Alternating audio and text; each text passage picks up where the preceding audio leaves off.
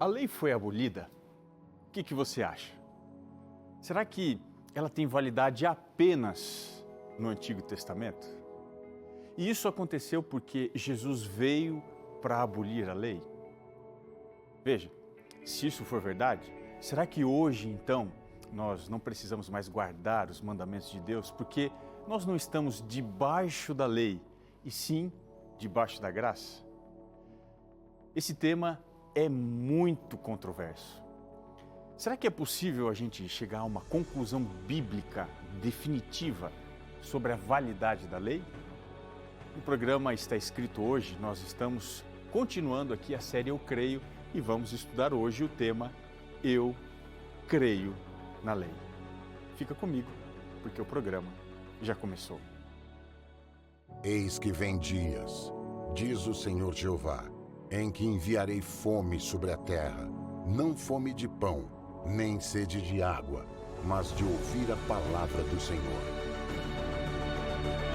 Jesus respondeu, está escrito, nem só de pão viverá o homem, mas de toda palavra que sai da boca de Deus. Está escrito, apresentado por Robson Menezes. Olá para você, muito obrigado aí pela sua companhia, porque estamos aqui mais uma vez começando o programa Está Escrito. Um prazer imenso ter o privilégio de estar aí com você na sua casa, na sua televisão, ou quem sabe aí no seu trabalho, acompanhando aí pelo celular, no YouTube, na Novo Tempo ao vivo. Obrigado porque a Novo Tempo faz parte aí da sua vida, da sua rotina. Tem muita gente que diz assim, pastor, olha, minha televisão não desliga, fica no Novo Tempo 24 horas por dia. Eu não sei se é um pouco de exagero, tomara que não, né? Porque nós temos conteúdo aqui 24 horas para ajudar você a se aproximar de Deus e especialmente compreender melhor a palavra do Senhor. E esse é o objetivo aqui do nosso programa Está Escrito. Obrigado porque você nos dá aqui a confiança, o carinho da sua audiência. E eu também já desejo, desde agora, que a paz do Senhor, que a graça do Senhor Jesus Cristo também esteja sobre você e a sua família. Chegou aquele momento que já está virando aqui um momento muito esperado, muito aguardado por todo mundo, que é responde aí, pastor. E aí, qual pergunta será que está no ponto? Diretora, pode rodar a vinheta aí, vamos lá, pergunta para o pastor. Talvez eu tenha uma resposta. Vamos lá. Responde aí, pastor. Responde aí, pastor. Responde aí, pastor. Responde aí, pastor. Muito bem, então já que é o momento da pergunta e também se espera uma resposta, vamos entender aqui qual que é a pergunta agora, as perguntas, né, que nós vamos responder. Pode colocar aqui na tela, vamos então para a pergunta. Pergunte sobre a lei de Deus. Já é uma pergunta provocativa, né? A lei é coisa só do Antigo Testamento? Muito bem. Vamos então tentar aqui entender a resposta para essa pergunta. Veja, talvez essa resposta para a esmagadora maioria dos cristãos, e aí você pode colocar no mesmo grupo os evangélicos, os católicos, protestantes, pentecostais. Sim, para este grupo, a resposta seria sim, a lei é só referente ao período do Antigo Testamento. É coisa do Antigo Testamento, é coisa da antiga dispensação. Mas será que a Bíblia concorda com essa crença? Alguns versos eles apontam para uma direção oposta e eu queria dar uma olhada aqui com você. O testemunho do próprio Cristo. O que Jesus fala? Será que a lei é coisa do Antigo Testamento? Não vale mais no Novo Testamento? Então vamos aqui ao Evangelho de Mateus, por favor, acompanhe comigo. Evangelho de Mateus, capítulo 5, nós vamos ao verso 17. Diz assim, não penseis que vim revogar a lei ou os profetas. Eu não vim revogar, eu vim para cumprir. Esse é o testemunho do próprio Cristo. E veja, ele está dizendo aqui que ele não veio para revogar a lei. Ele não veio para anular a lei. Ele não veio para cancelar a lei e os profetas. Pelo contrário, ele está dizendo que ele veio para cumprir. Mas então, o que esses cristãos pensam quando eles dizem que a lei foi abolida, ou seja, ela é só do Antigo Testamento? O que eles precisam, na verdade, é explicar como esta fala de Jesus deve ser interpretada. Mas esse não é o único testemunho isolado de Jesus. Por exemplo, tem mais um aqui, acompanhem comigo, em João 14, verso 15. Olha o que diz. Se me amais, guardareis os meus mandamentos. Veja que Jesus é objetivo. Ele diz, se você me ama, você vai guardar os meus mandamentos. Agora, qual lei aqui pode ser entendida como a lei de Cristo? Se a gente for em Gálatas, capítulo 6, o verso 2, diz assim, levai as cargas uns dos outros e assim cumprireis a lei de Cristo. Olha só que interessante, nós estamos vendo aqui que Cristo tem uma lei. E Paulo complementa essa informação na primeira carta aos Coríntios, capítulo 9, verso 21. Diz assim, ao sem lei, como se eu mesmo fosse, não estando sem lei para com Deus, mas debaixo da lei de Cristo, para ganhar os que vivem fora do regime da lei. Olha só que interessante. Se Cristo veio abolir a lei, por que o Novo Testamento diz aqui, em alguns lugares, que a lei também é de Cristo? Ou seja, ela ainda estava em vigor mesmo após a cruz. Bom, é evidente que a lei aqui não está restrita ao Antigo Testamento. Se a lei foi de fato abolida, significa então que eu posso ter outros deuses? O que você acha? Será que então eu posso tomar o nome de Deus em vão, já que a lei foi abolida? Será que então eu posso adulterar? Será que eu posso matar?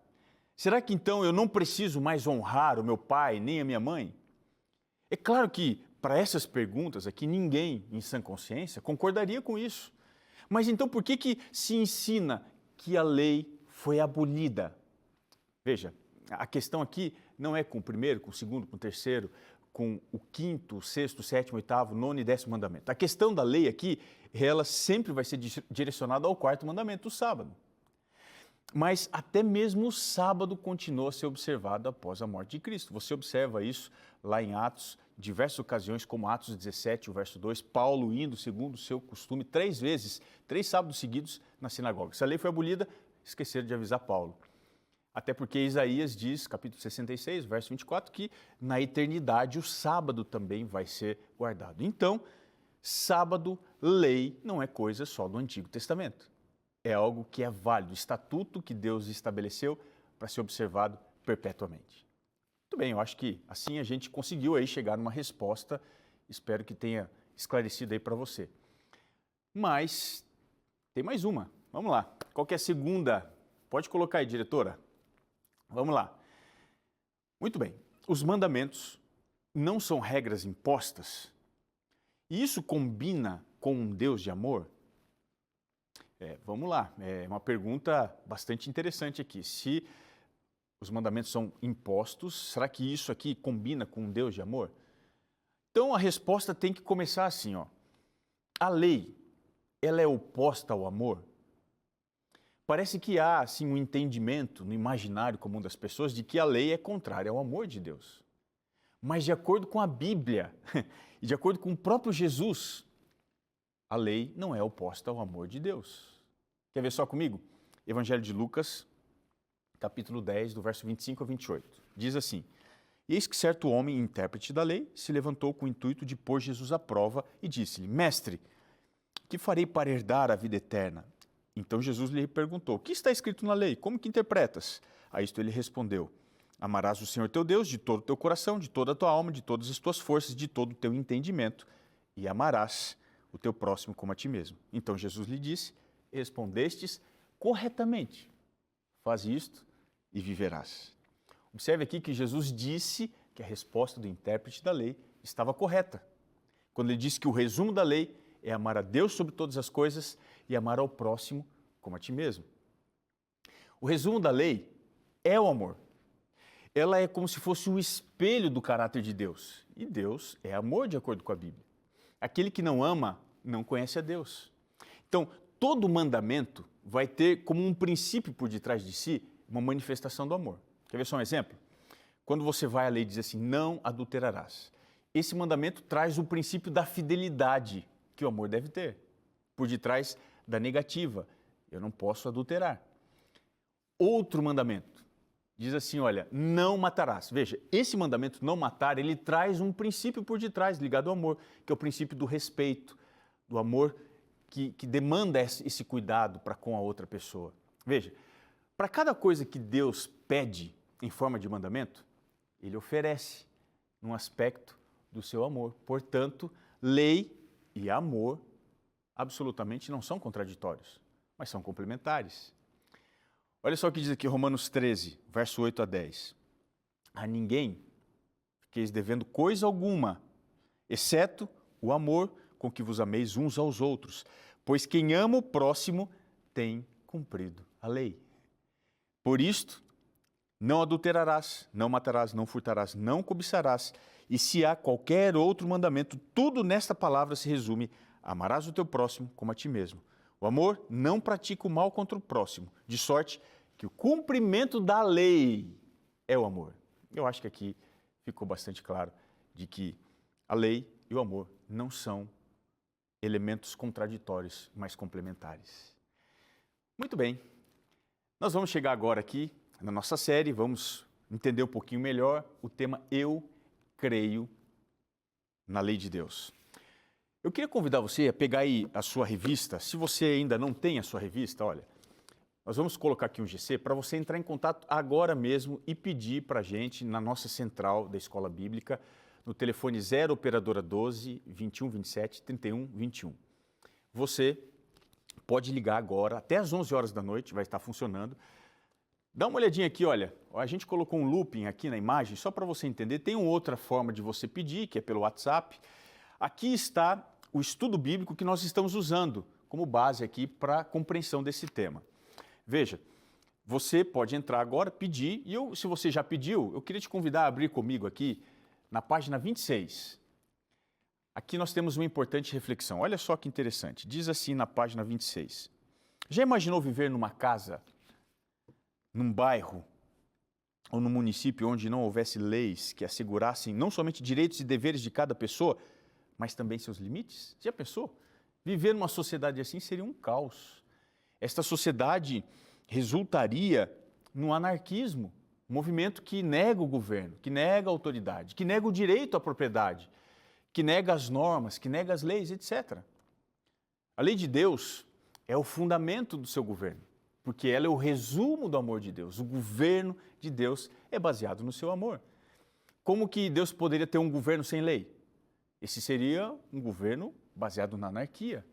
Sem lei, sem estatuto, sem normas, cada um pode fazer o que quiser. Será que o reino de Deus é assim?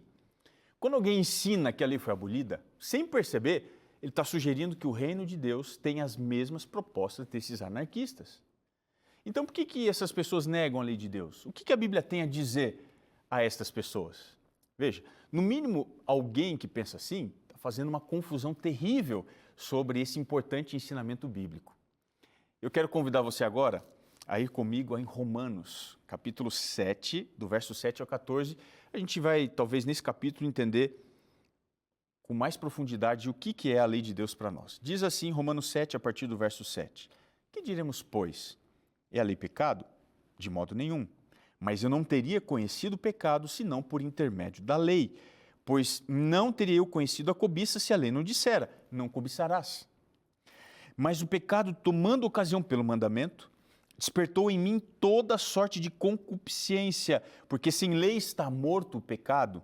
Outrora sem lei eu vivia, mas sobrevindo o preceito, reviveu o pecado e eu morri. E o mandamento que me fora para a vida, verifiquei que este mesmo se me tornou para a morte. Porque o pecado, prevalecendo-se do mandamento, pelo mesmo mandamento me enganou e me matou. Por conseguinte, a lei é santa, e o mandamento santo, e justo e bom. Acaso o bom se me tornou em morte? De modo nenhum. Pelo contrário, o pecado, para revelar-se como pecado, por meio de uma coisa boa, causou-me a morte, a fim de que, pelo mandamento, se mostrasse sobremaneira maligno. Porque bem sabemos que a lei espiritual, eu, todavia sou carnal, vendido à escravidão do pecado. Este capítulo talvez seja o mais profundo na questão do ensino da lei, da sua validade, da sua função e do benefício que ela traz. Diante do que Paulo está escrevendo aqui, a gente tem 3 lições importantes que a gente pode tirar. Primeira, o que a lei não é. A segunda, o que a lei é. E a terceira, o que a lei se tornou. Então vamos começar aqui pela primeira. O que a lei não é? Vamos começar aqui. A primeira coisa que a lei não é pecado. Entenda isso. Ela não é pecado. Romanos 7, verso 7 diz: que diremos, pois? É a lei pecado? De modo nenhum. Veja, a lei não é pecaminosa. Ela não nos leva ao pecado. Pelo contrário, ela apenas revela o que há de pecado em minha vida. Eu lembro de uma história de um professor que contou que um viajante ele estava passando por uma estrada de terra e um carro jogou sujeira nele. E ele, então, procurando resolver esse problema, foi na direção de uma casa que tinha uma luz do lado de fora. E quanto mais próximo ele chegava da casa, mais ele compreendia quão sujo ele estava. Veja, o problema não estava na luz, o problema estava na sujeira. Portanto, o problema não está na lei, mas no pecado. A segunda coisa que a gente pode entender é que a lei não é má. Aqui em Romanos 7,13, diz assim, olha, acaso o bom se me tornou em morte? De modo nenhum. Veja, a lei não mudou o seu estado ou condição. Quem foi que mudou então? Foi o ser humano. Antes ele tinha sido criado perfeito, a imagem de Deus. A lei era para ele uma companheira. Mas quando o pecado tomou conta do homem, ele foi transformado à imagem do pecado. E dessa forma, o pecado, através de uma coisa boa, trouxe a morte. Ainda em Romanos 7,13, diz assim, pelo contrário, o pecado, para revelar-se como pecado, por meio de uma coisa boa, causou-me a morte, a fim de que, pelo mandamento, se me mostrasse sobremaneira maligno. Olha só que interessante. A lei, ela não é má. E Paulo ainda no verso 10 e 11 diz, e o mandamento que me fora para a vida, verifiquei que este mesmo se me tornou para a morte. Porque o pecado, prevalecendo-se do mandamento, pelo mesmo mandamento, me enganou e me matou. Então, o que a lei não é? Ela não é exatamente isso. Ela não é pecado, ela não é má. Mas o que a lei é então? Aqui a gente precisa fazer uma primeira reflexão. Romanos 7,12 diz que ela é santa. Diz assim, olha, por conseguinte, a lei é santa. Veja, a santidade que Deus espera que eu e você tenhamos, ela se encontra na lei. Aqui em Hebreus 12, verso 14, diz assim, segui a paz com todos e a santificação. E agora observe, sem a qual ninguém verá o Senhor. Deus espera que você e eu tenhamos santidade, passemos pelo processo da santificação. E essa santidade, ela está na lei de Deus. Levítico 19:2 diz assim, fala a toda a congregação dos filhos de Israel e dize-lhes, santos sereis, porque eu, o Senhor, vosso Deus, eu sou santo. Olha só que interessante, a santidade que Deus espera que nós tenhamos, ela é um reflexo da lei de Deus. Quem vive para lutar contra a lei, não vai ter oportunidade de viver ao lado da santidade de Deus. Mas ainda há uma segunda coisa que a lei é. A lei é justa. De acordo aqui com Tiago, capítulo 2, o verso 8 e 9, diz assim, se vocês de fato obedecerem à lei do reino encontrada na Escritura que diz, ame o próximo como a si mesmo, estarão agindo corretamente. Mas se tratarem os outros com parcialidade, estarão cometendo pecado e serão condenados pela lei como transgressores. Veja, a lei demanda justiça no relacionamento entre homens e entre homens e Deus. Ela vai legislar em favor daquilo que é correto, daquilo que é justo, daquilo que é perfeito. Esse deve ser o ideal que eu e você precisamos perseguir. A justiça, ela não vem da lei, mas ela está na lei. A lei não pode justificar ninguém, mas pode apresentar o ideal de justiça que você e eu devemos buscar em Deus e assim partilhar com o próximo. Paulo escrevendo em Gálatas 3, o verso 21 e 22, ele diz, então, a lei opõe-se às promessas de Deus? De maneira nenhuma. Pois se tivesse sido dada uma lei que pudesse conceder vida, certamente a justiça viria da lei. Mas a Escritura encerrou tudo debaixo do pecado, a fim de que a promessa, diz ele, que é pela fé em Jesus Cristo, fosse dada aos que creem. Da mesma forma que Romanos 3,20 diz assim, visto que ninguém será justificado diante dele por obras da lei, em razão de que pela lei vem o pleno conhecimento do pecado. A lei, mais do que ser santa e justa, a lei também é boa. E por que ela é boa? Porque que ela não tem parcimônia com o pecado, que é mau. Ela é perfeita. Salmo 19, o verso 7 a 10 diz: a lei do Senhor é perfeita e restaura a alma. O testemunho do Senhor é fiel e dá sabedoria aos simples. Os preceitos do Senhor são retos e alegram o coração. O mandamento do Senhor é puro e ilumina os olhos.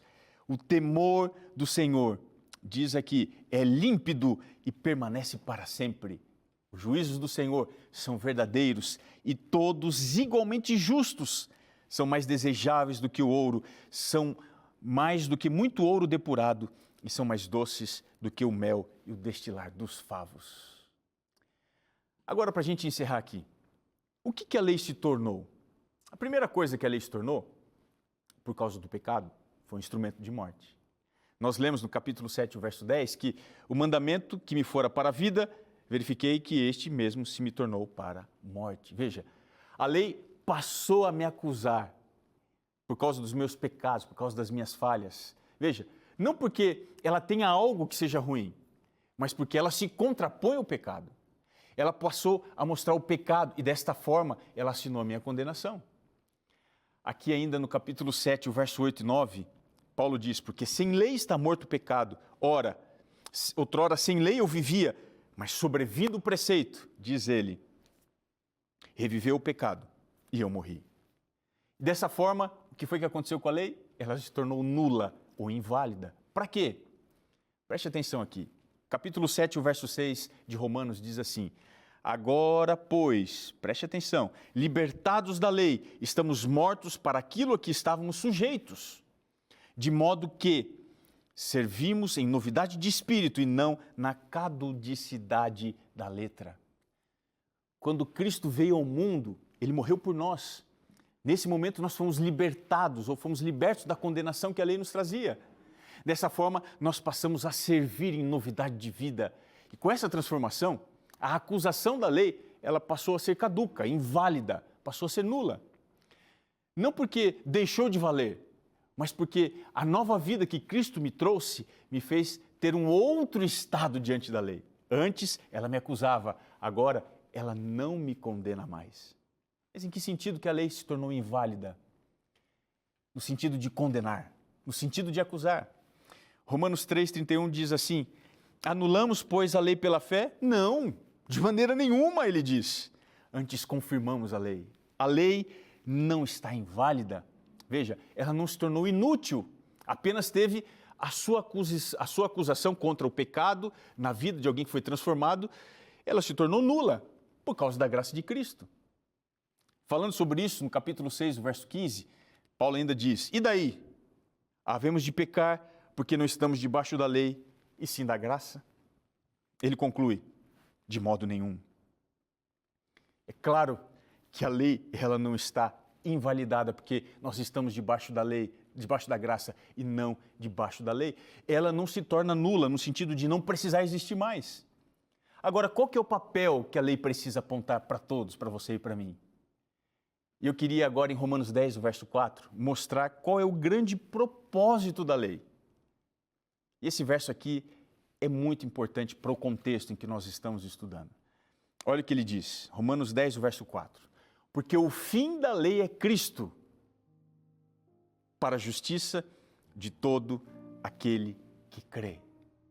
Veja, a lei não tem como resolver o nosso problema do pecado, mas ela aponta o caminho. Ela aponta a direção, ela aponta a solução. Ela diz, olha, o pecado é danoso, ele é mortal, ele é perigoso. Você precisa ir para Cristo. Ela é como se fosse um espelho apontando a sujeira, dizendo, você precisa fazer alguma coisa por isso. E tudo que nós podemos fazer é ir ao encontro de um Salvador, o nosso Salvador. Falando a Timóteo, na primeira carta, capítulo 1, verso 8, Paulo diz assim, sabemos, porém, que a lei é boa se alguém dela se utiliza de modo legítimo. O que isso significa? Que eu e você não temos como operar a nossa salvação pelas nossas obras. A gente não tem como guardar a lei para sermos salvos. Esse não é o propósito da lei. É como se você pegasse um carro e comprasse esse carro esperando que ele voasse. Esse carro nunca vai voar. Não foi para isso que ele foi feito. É por isso que a gente precisa entender finalmente o que está aqui em Isaías 42, o verso 21. Olha o que diz aqui. Foi do agrado do Senhor, por amor da sua justiça, engrandecer a lei e torná-la grandiosa. Observe que na cruz, Jesus nos resgatou da maldição da lei. Ele não nos resgatou da obrigação para com a lei. Ele nos resgatou da maldição, da acusação. Ali na cruz, a justiça e a paz de Deus se beijaram. Deus escolheu fazer grandiosa a sua lei para que todos conheçam que Ele, de fato, é amor. Se você tem alguma dúvida, a lei esclarece que esse Deus, Ele é amoroso, Ele é santo, Ele é bom. E tudo que nós podemos fazer é depender deste amor, é viver por este amor. A lei não diz que eu tenho um caminho, um atalho para encontrar a paz, o perdão. Pelo contrário, quando você vai em Romanos 8, verso 1, diz: nenhuma condenação há para os que estão em Cristo Jesus. Eu não guardo a lei, é a lei que me guarda. Eu não obedeço a lei para ser mais santo, mais puro, mas porque Deus me fez santo em Cristo Jesus, eu obedeço essa lei de amor, de bondade, de justiça. Você consegue entender? A perspectiva muda completamente quando eu entendo que o propósito da lei não é me salvar, mas é apontar um Salvador. E hoje a lei está direcionada para você e para mim, dizendo assim: filho, você já tem um Salvador na sua vida? Porque você vai precisar dele. O pecado é terrível, ele é nojento, ele é sutil, ele é sagaz, ele dá uma rasteira, derruba a gente. Mas para evitar que você fique no chão, você precisa de um Deus amoroso, um Deus que se entrega, um Deus que morre no seu lugar e que oferece o perdão e a salvação. Você aceita essa proposta de graça? Pois eu creio que a lei de Deus me apresenta um Cristo que me ama acima de todas as coisas, que ama você. Não importa o que você já tenha feito, o amor de Cristo pode te restaurar à perfeição do estado da sua lei, que é o amor. Você aceita esse tão grande benefício? Então deixa eu orar com você. Senhor, nós aceitamos o amor de Cristo em nosso favor. Entendemos a obra magnífica que a graça operou em nosso lugar. E é por isso que nesse instante, pecadores como somos, nos colocamos diante de Ti, para que o Senhor nos transforme em novas criaturas. Pela graça de Cristo, queremos ter uma nova vida. Te pedimos isso em nome de Jesus. Amém. Nosso programa está chegando aqui ao final, mas eu não poderia terminar sem te lembrar que está escrito: nem só de pão viverá o homem, mas de toda a palavra que procede da boca de Deus. Um grande abraço para você, foi um prazer estarmos juntos. Eu espero você aqui no nosso próximo encontro no seu programa Está Escrito. Um abraço e até lá.